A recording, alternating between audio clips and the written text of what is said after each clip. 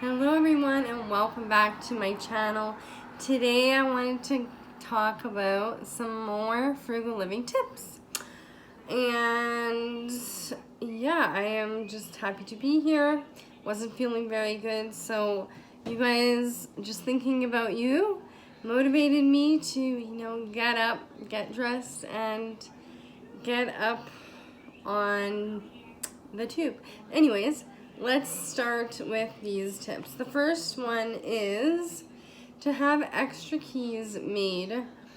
Now I know this one sounds redundant because you have to buy extra keys, but they can save you quite a bit of money depending on how forgetful you are. I know if I had done this, over a decade ago, when I was younger, I used to lock myself out of my car all the time, constantly.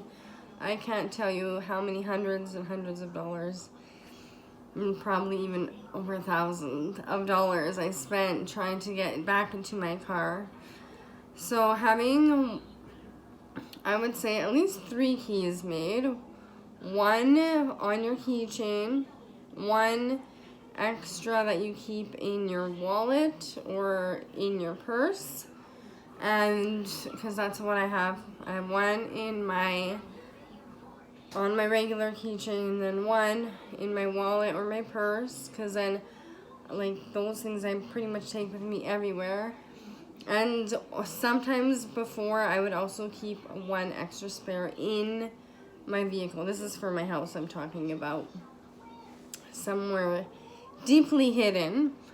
And yeah, because I locked myself out of my house a bunch of times, and when you got little babies or whatever, it's not always pleasant having to wait for someone to come and let you back in. And also it is quite costly to get a locksmith to come and open your door, and then yada yada yada. And then also for the car, here in Canada we have CAA or tow trucks that come let you back into your car, and it's anywhere from $40 to $60 for them just to come and unlock your door.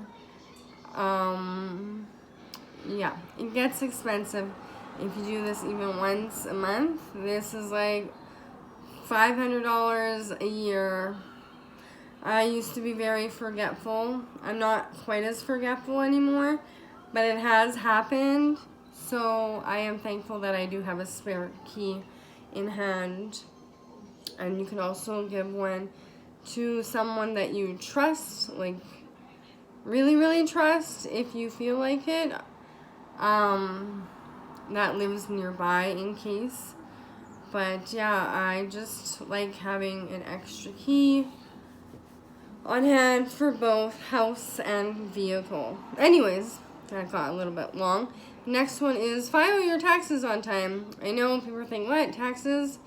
Those are long over already. Yes, but they are about to start again. We are in September. That only leaves us, we're midway September, so October, November, December. 3.5 months until, we get into a new year, and then you can start doing taxes within February. So in less than 6 months, you're going to be doing taxes again. So now if you have a complete mess of things right now and you're self-employed or something, now is the time to get all your receipts, filing all your GST, PST, whatever, and get it all organized. And if you have kids, receipts for that, all your medical bills, get it organized so that come December or January 1st, you have everything and you're just waiting for those few receipts to come in the mail, and you can get them filed on time. Because if you owe money, the penalty for not filing is quite hefty.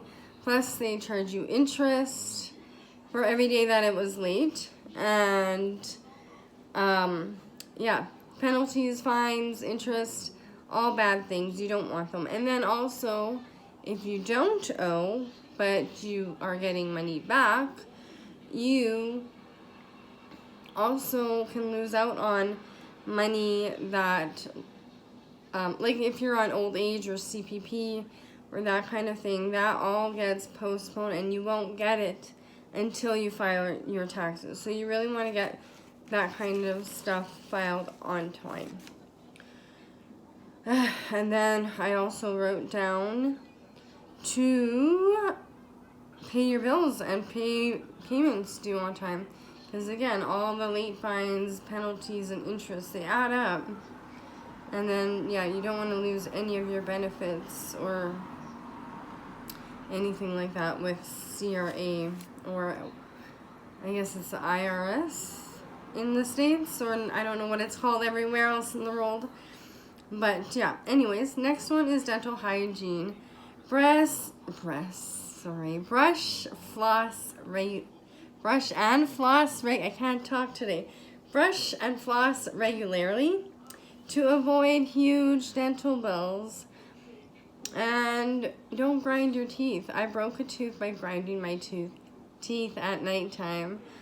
Oh my goodness, yes. Because when I get, I don't know, stressed or worried or something, in my sleep it all comes out onto my teeth. So I had to get a mouth guard. Don't forget to wear your mouth guard. But definitely take care of your teeth. Go to your regular appointments.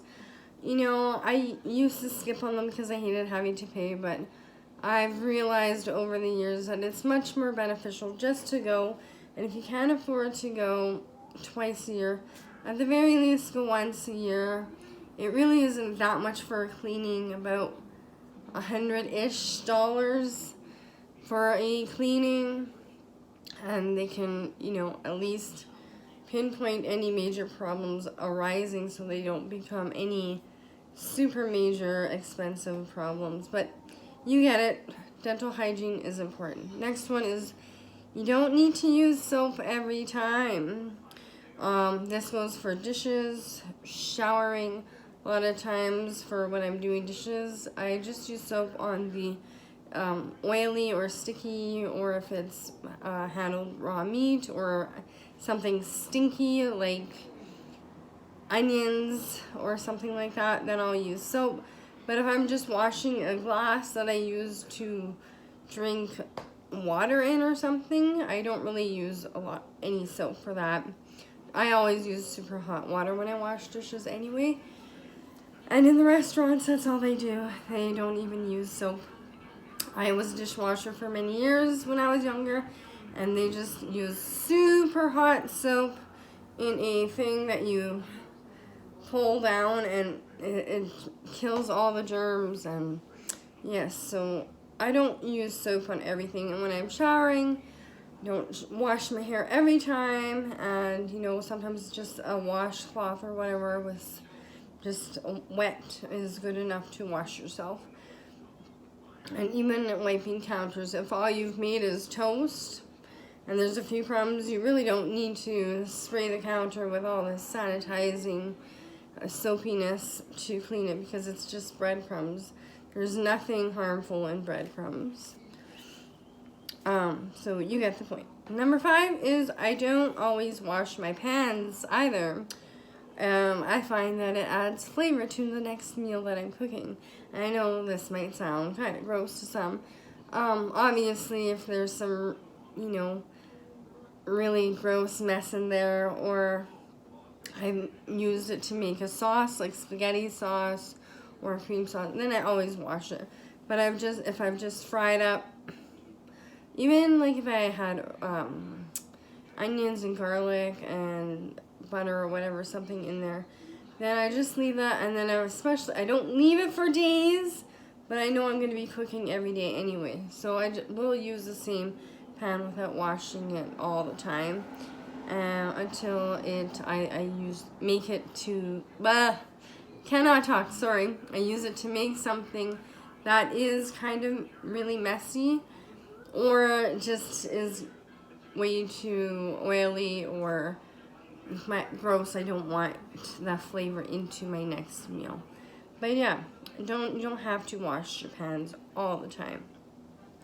Take your batteries out of things when not in use. This one actually does save a bit of money, because batteries are super expensive nowadays. Or at least I have found that they are. And I have a lot of like these twinkly lights here. And if I leave the batteries in there, I don't use them every day. So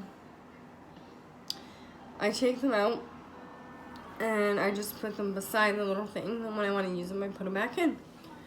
Because I was leaving them in, and then by the time I got around to using them again, the batteries would be dead. And I use them maybe once or twice. So yeah, take batteries out if you're not going to be using the item for a very long time. And also, by leaving your batteries in, sometimes they leak that white, not even sure what it is, like acid or battery liquid. It's not pleasant. I've had it happen in my hearing aid a couple times from being forgetful, and in remotes and stuff like that. Not good. Just take the batteries out. Next one is to treat everything you own as irreplaceable. This goes for everything. I mean, something that you got for free, something that you paid $1 for, something that you paid, $1,000 for. It's all the same. I can't remember where I heard this, but someone said if you can't take care of $100, how do you think you're going to take care of $1,000? Or something along those lines, right? Like, or if you can't manage $100, how are you going to manage $1,000? I use this concept towards your items. If you can't take care of something that is $10, how are you going to take care of something that is $1,000, right? Take care of everything as if it is the most expensive thing that you've paid for. Nothing is not worth maintaining or, taking your time to take care of it. Everything should be treated with respect, maintained, clean, stored properly, which is my next one, number 8, is to store things properly. This goes along with treating everything you own as irreplaceable. By leaving things outside in your yard throughout the winter or throughout storms, things can get ruined, right? So if I know that there's going to be a big storm or something, I will often take a bunch of my things that are outside, the things that I know can get damaged, like umbrellas, in toys and stuff like that. I will put it all inside of the shed to protect them so that they don't get ruined or blown away. And, everything is valuable if you treat it that way, and then you don't have to replace. If you are constantly replacing an item that costs $1, that $1 item is now turned into $100. So, again, treat everything as valuable as irreplaceable. You don't want to be losing things all the time or breaking things. Anyways, moving on. Number 9, stop buying things you don't need. I know I've repeated this one over and over and over, but it's a good reminder not only to anyone else but myself as well. I often have to tell myself, do I really need this?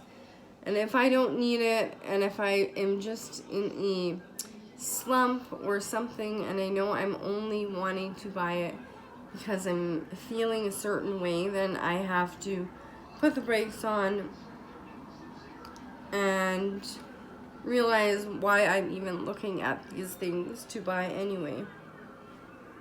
Always remember that a penny saved is a penny earned. Even though we don't have pennies here in Canada, you can do that with any a dollar amount or denomination amount, right? Because it's actually easier to save your dollar or your money than to spend it or to earn it, sorry. So yeah, I've tried to ingrain this into my daughter as well, because it's so much easier to just not spend that $10 than to go out and make that $10. And even if you if maybe making $10 isn't so hard, you're still $10 out, even if you are to earn that $10 back. You could have had 20 instead of 10. So, my last point for today, it's really kind of random, is when grocery shopping, try to take pictures of prices of items that you're buying. Almost everyone nowadays has a phone with a camera in it, so especially sale items, because I cannot tell you how many times I have put something in my cart because it says on the thing, or I think it says on the tag what the price is. Then I go to checkout, and then it rings up as something completely different. This way, you can go and say, sorry, that's not the correct price, and you can actually look it up on your phone. I know this is hard if you're buying, 500 things or 100 grocery items, which is why I try not to do too many huge purchases or grocery hauls, but you can look it up on your phone, and even just for your own self, look, was it the right thing? And even just by taking that picture, most people look at their pictures after, and you can zoom in and you can make sure that what you're buying is what is on the tag. He's being a really good boy in this one. But yeah, and then you can show it to them. And if they do go back, they can't change it on you or say to you, oh no, that was the wrong price. So you at least have proof in your phone of the price. Anyways, that's all the tips that I have for today. Hope you enjoyed this video. Sorry it got long. I seem to be babbling and forgetting these days. So I love and appreciate each and every one of you, and I hope you all have a frugabulous day, everyone. Bye. Mwah.